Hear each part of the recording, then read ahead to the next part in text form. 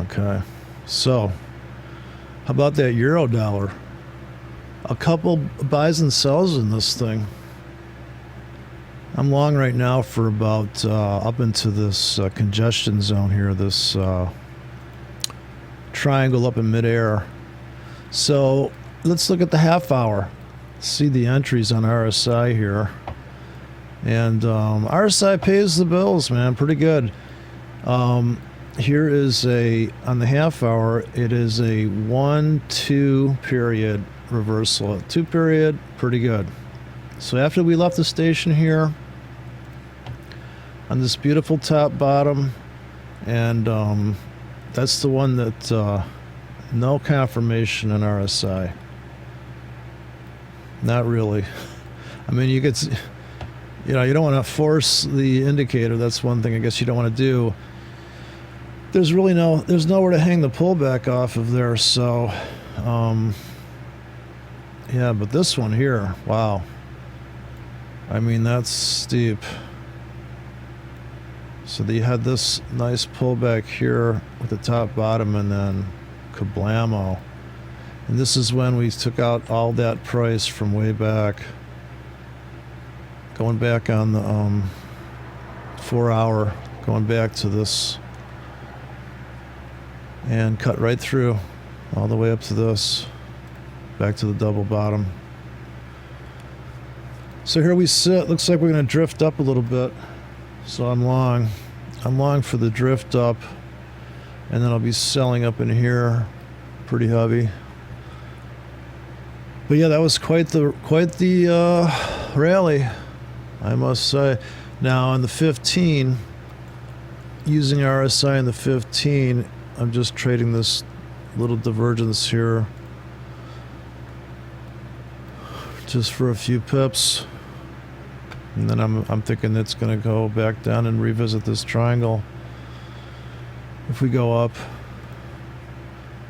tendency to come back to the scene of the crime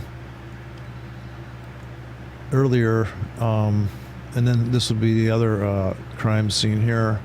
So if you go between a half hour and a 15, you're getting the best launching pad, because you can fine-tune the timing.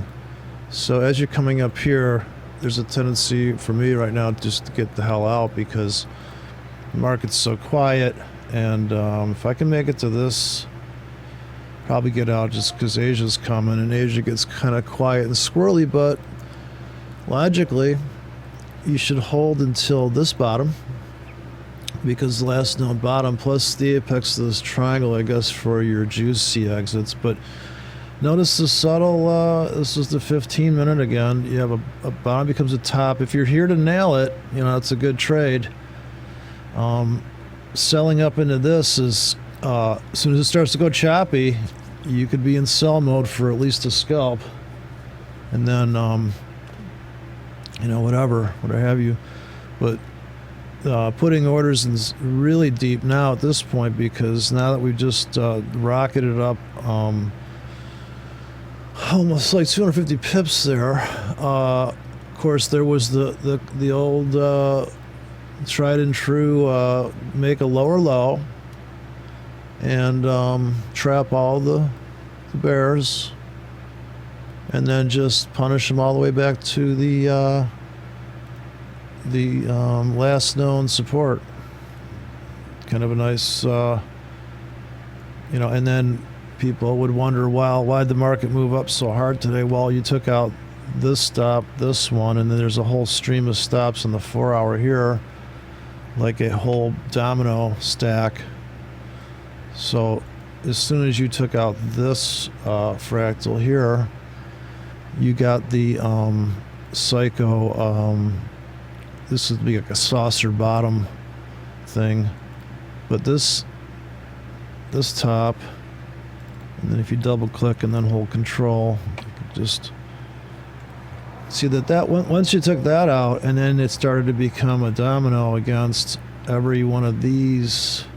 I'm sure that if you put a trend line on the tops of these wicks, and now go to the 1 hour time frame and see where they landed on the triangles. I guess you got to go to the 15 to see that. So it's funny that, of course, this one landed.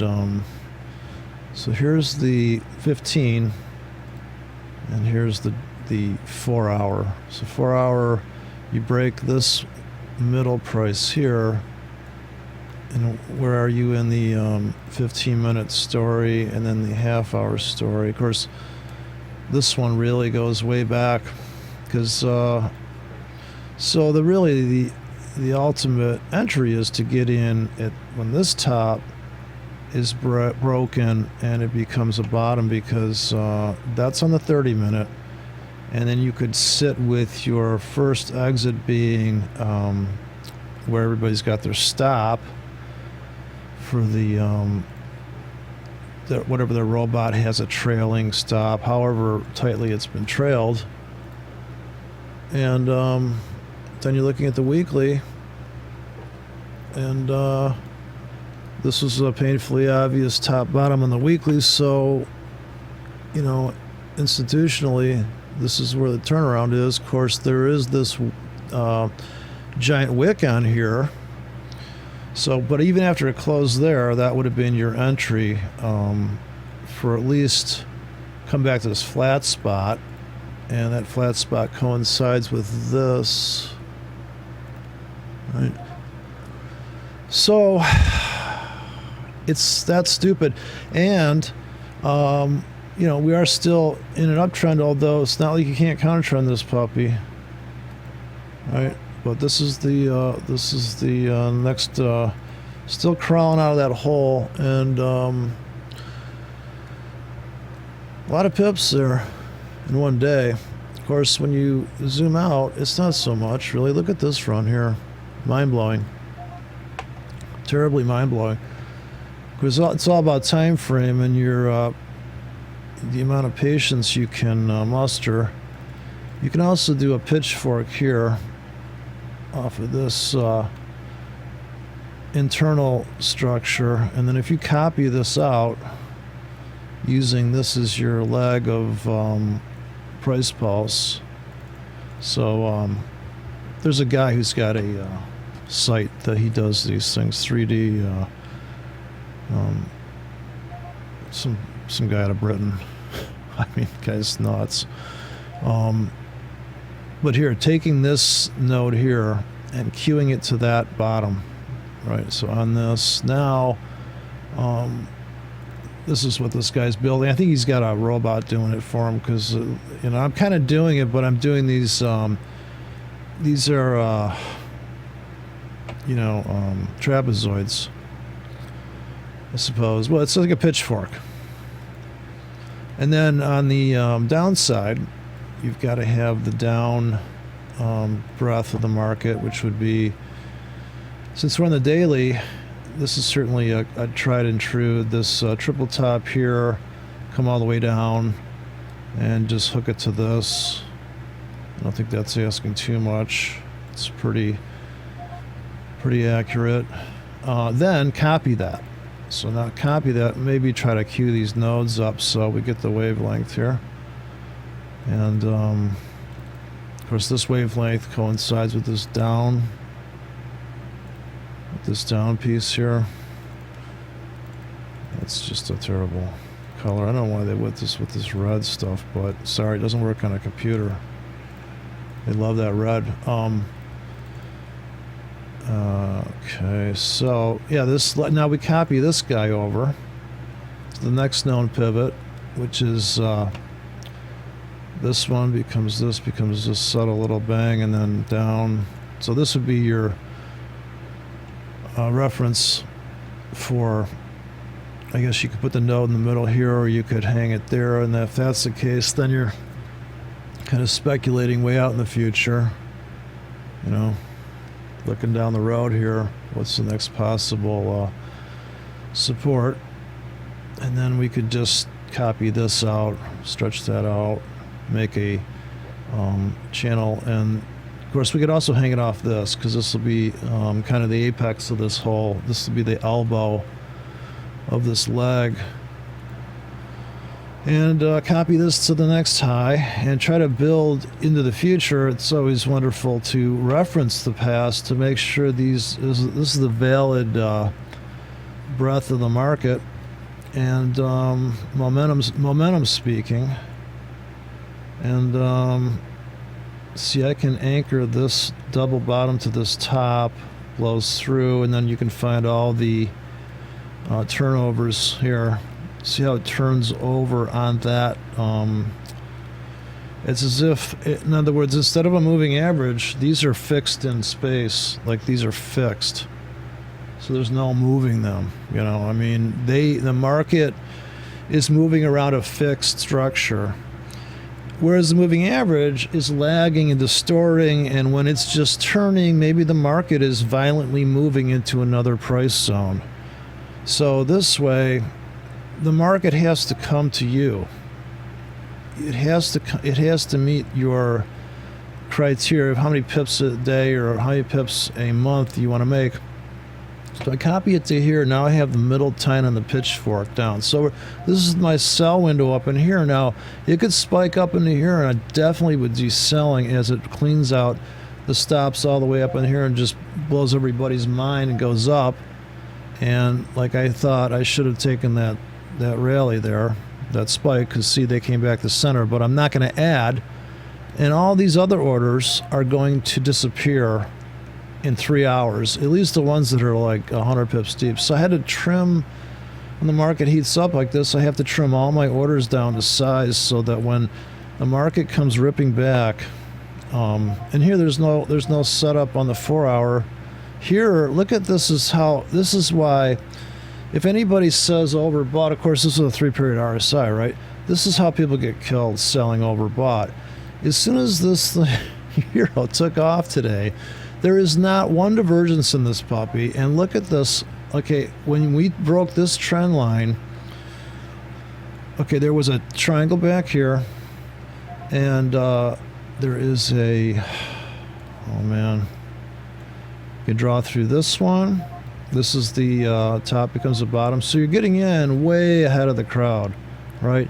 And you're not getting in, and this isn't like fiction. This is really a real signal in RSI. You just keep hanging off of this, right?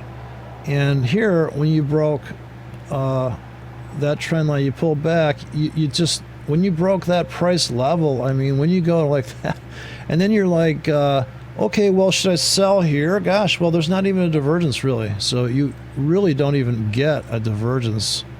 But you get this amazing top-bottom thing, and when this starts to happen, you have this double top becomes this bottom.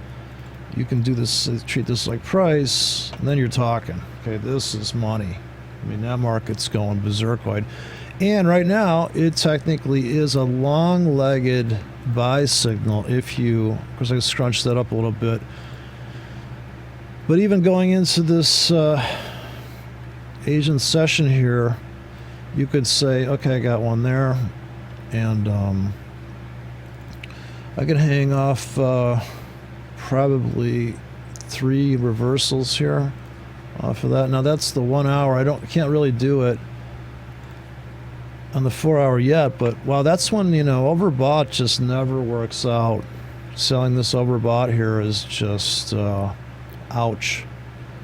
And yeah, drop down the 1 hour, not even divergence yet. I mean, this thing's totally maxed out up in there. You can't even really you can't even see any divergence. So yeah, it's going to be one of those, we got to kind of go up maybe here. Now I'm on the 15. That's why I feel safer on the 15 and the half hour as far as just grabbing something and going. Right here, I'm ready to get out, just like last night. Same story, going in Asian session. There was a little bouncy, and then we had to come back to at least 20 to 30 pips deep before we could get enough people to take it up a notch. Yeah. Anyways, that's my story.